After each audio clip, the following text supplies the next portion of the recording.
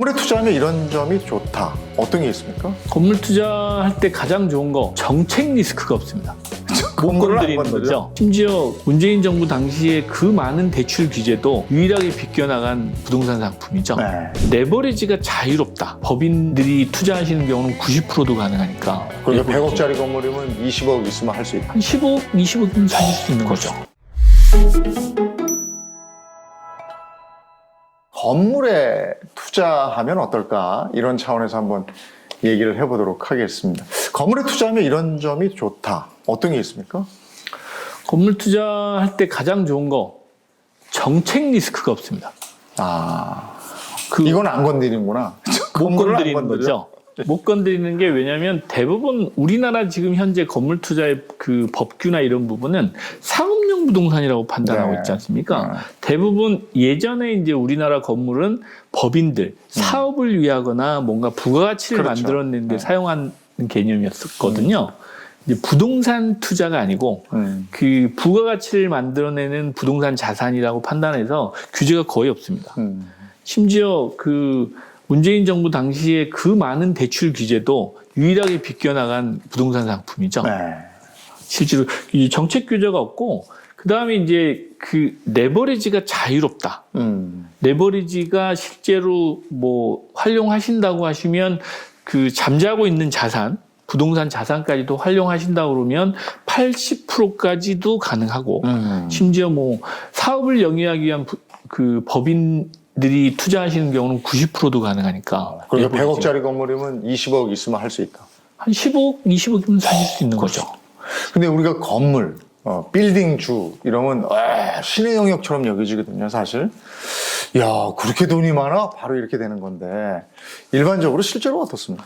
실제로 그렇지는 않습니다. 실제로 이제 소액 투자하시는 분들, 특히 요즘 최근에 몇 년 사이에 꼬마 빌딩 열풍이 있으셨잖아요. 그 저희들 이렇게 보시면 꼬마 빌딩 투자하시는 분들은 한 10억, 15억 이 정도 가지고 투자하시는 거거든요. 근데 그게 빚이 엄청날 텐데. 그게 주택하고 아까 다른 부분이 이제 있다라고 하는 게 상업용 부동산은 매매가 대비 수익률이 나옵니다. 예를 들면 100억 주고 사셔서 수익률을 3%, 4%를 보고 사시거든요. 거기에 내 돈이 10%든지 20% 들어가면 실제로 수익률은 4%, 5% 다시 올라가는 구조입니다. 금리만 빼고 나도 수익이 발생합니다. 그거 왜냐하면 수익 구조가 매매가 기준으로 돼 있고 주택은 아까 말씀드렸듯이 전세가 기준으로 월세 산정이 됩니다. 그래서 가능한 겁니다. 집이 30억이라도 전세가가 10억이면 그 전세가 10억에 대한 월세인 거지. 그렇죠. 30억에 대한 월세가 아닌데. 맞습니다. 건물은 100억이면 내 돈 20억이 들어갔어. 그러면 오히려 그것까지도 레버리지처럼 되는 거고. 그 이자를 받는 구조입니다. 그래서 전체 액수에 대한 이자를 받기 때문에 맞습니다. 무슨 3%를 받거나 이래도 그 주택 월세 한 4.5%, 5% 받는 것보다 이익이다? 맞습니다. 그렇게 되는군요. 그리고 건물주가 되려면 최소한의 자본은 얼마면 되겠습니까? 정말 많은 질문들을, 어려운 질문입니다. 그게. 실제로 뭐 5억만 있어도 투자하실 수 있는 건물도 있고요. 그 다음에 내가 10억이 있어도 똑같이 이분은 50억짜리를 사실 수가 있고 어떤 분은 10억 가지고도 7, 80억을 사실 수가 있어요. 그게 이제 자산 현황도 좀 다르고 내가 이제 가지고 있는 운용할 수 있는 그 현금 여력이나 내 소득이나 이런 부분도 이제 다 영향을 미칩니다, 사실은. 건물 쪽. 그러면 우리가 1, 2부로 다시 잠깐만 돌아가서 거기서 내 집이 있는데 지금 현재 10억 자산가예요. 그럼 그 10억을 가지고 분양권을 사는 게 낫습니까? 아니면 건물을 한번 건드려 보는 게 낫습니까? 당연히 건물 사셔야죠. 그렇습니다. 저라면 건물 삽니다. 그런데 일반인 분들은 쉽지 않습니다. 무서워요, 일단. 왜냐면 거기서 잘못되면 내 전 재산을 날릴 수 있을 거다라는 그 걱정을 하시면서 들어오시기 때문에 쉽지는 않으시고요. 그럼에도 불구하고 하시는 분이 분명히 있습니다. 저희 투자자분들 중에는 이제 조금 젊으신 분들인데 내가 살던 아파트를 과감히 처분하고 처분까지 하고 나는 월세로 가서 그 나머지 돈을 가지고 건물을 사시는 분들이 있습니다. 그분은 다 그냥 일반 셀러리맨입니다. 부부가. 그러신 분들 많이 있습니다. 근데 우리가 이제 건물 건드려 볼 때 일단 입지 잘 모르고 그다음에 리스크에 대한 두려움이 있어요. 이 공실 리스크도 네. 있고, 그다음에 세입자 관리. 이게 세입자 중에도 참 찔긴 사람들이 있다고 제가 얘기를 들었기 때문에 네, 맞습니다. 그런 걸 어떻게 해요? 실제로 이제 건물 투자를 하신다고 하시면 저희 같은 경우는 그렇게 이제 말씀을 드려요. 지금부터 공부하셔서 6개월 내는 안 사드립니다. 라고 말씀드립니다. 왜 그러냐면 준비되어 있지 않는 건물주들이죠. 준비되어 있지 않는 건물주들은 준비를 좀 하셔야 됩니다. 안 그러면 제가 원망을 소리를 한 1년은 들어야 됩니다.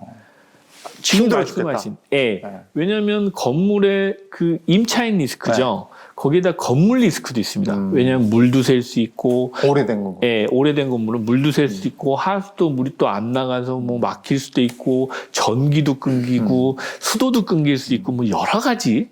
거기에 뭐 건물에 보면 노후돼서 뭐 비도 샌다고 하고, 또 어떤 데는 또 뭐 뭐 페인트 칠해달라, 네. 천정이 무너졌다, 뭐 별 얘기가 다 나오잖아요. 그런 리스크들이 아주 많죠. 많다 보니까 그 마음의 준비를 하시는 게 시간이 좀 필요합니다. 충분히 건물은 부동산에서 보면 그 최상위, 신의 영역이라고 얘기합니다. 그래서 이제 빌딩이 실지 모르는데 신의 영역인데 정말 건물까지도 보셔야 되고 중요한 거는 자산 관리도 하실 수 있어야 돼요. 왜냐하면 임차인 관리라고 말씀하셨는데 공실 관리죠. 그런 관리도 준비를 하셨거나 이게 좀 스터디가 좀 돼야 그게 가능하시지. 일반인 분들이 나는 아파트에 살다가 갑자기 돈 많이 번다고 하니까 빌딩 살래 이러셔가지고는 쉽지 않습니다. 제일 먼저 빌딩의 입지는 뭘 봐야 돼요? 빌딩의 입지는 참 어려운 질문을 해주셨는데요. 이제 아파트는 역세권이라든지 아니 학원이라든지 자기가 보는 기준이 있는데 맞습니다. 빌딩은 무조건 상권 지역이어야 되는지 그런 걸 잘 아닙니다. 빌딩은 상권이 아니고요. 수요를 보셔야 됩니다.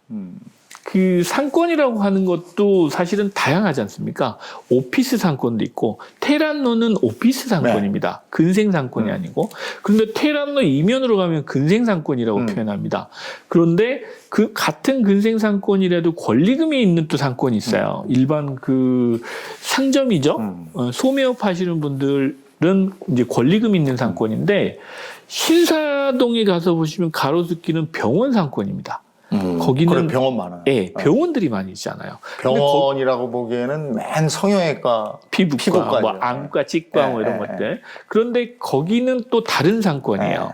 근데 거기는 권리금 있는 상권은 아니거든요. 이제 그런 차이들이 있어서 강남역에 오시면 또 다르죠. 거긴 또 뭐 유흥가도 있고 뭐 일반 상권도 있는데 거긴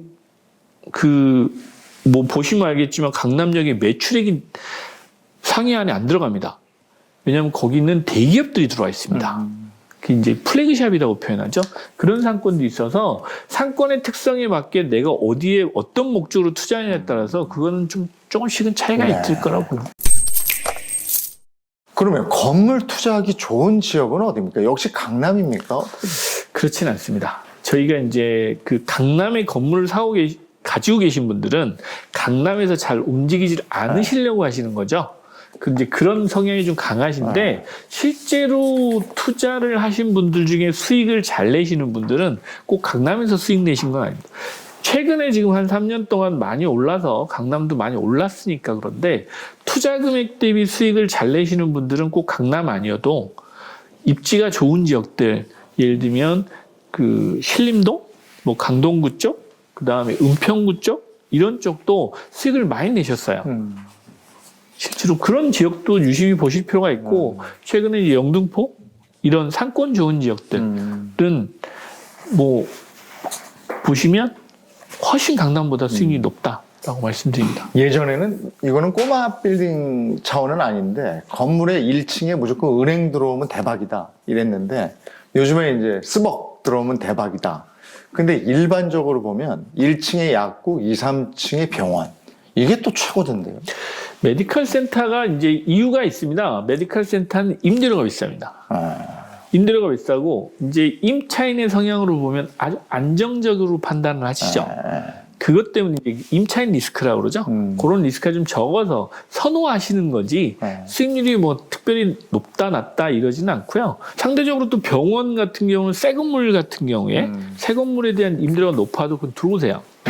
부르시는데 지금 좀 전에 말씀하신 것처럼 중요한 포인트가 은행이 들어가면 일단 검증됐다고 판단하시면 됩니다. 말씀하셨듯이 은행은 아무데나 들어가지는 않거든요. 아무데나 안 가죠. 네, 왜냐하면 그쪽은 이미 건물의 가치나 입지나 뭐 유동인구나 상권이나 다 보고 들어가는 거거든요. 그 은행이 들어가 있는 건물을 매입하신다 그러면 한 30%에서 50% 정도는 위험 해치를 했다라고 판단하시는 것도 맞습니다. 그런데 이제 요즘엔 스벅은 리스크가 있습니다. 아, 그래요? 스벅은 왜냐하면 임대료 리스크가 있어요. 아, 그렇지. 네, 왜냐하면 거기는 뭐 수수료 매출에 따라서 매장이니까. 그러지. 네. 수수료 매장이다 보니까 그 임대료 매출 뭐 가시성이나 뭐 상품성은 뛰어나죠. 그러나 실제로 이제 좀 깊이 들어가 보면 수익률에서는 그렇게 높지는 않습니다. 제가 이제 취미처럼 다니는 게 이제 임장입니다. 네. 임장이어서 이제 주말에 보통 저희 직원들하고도 이제 임장을 좀 다니고 하는데 서울 시내 뭐 하루에 한 15km, 20km 정도 이제 점심 먹으면서 운동 저절로 되시네. 네, 별도 운동을 안 하죠.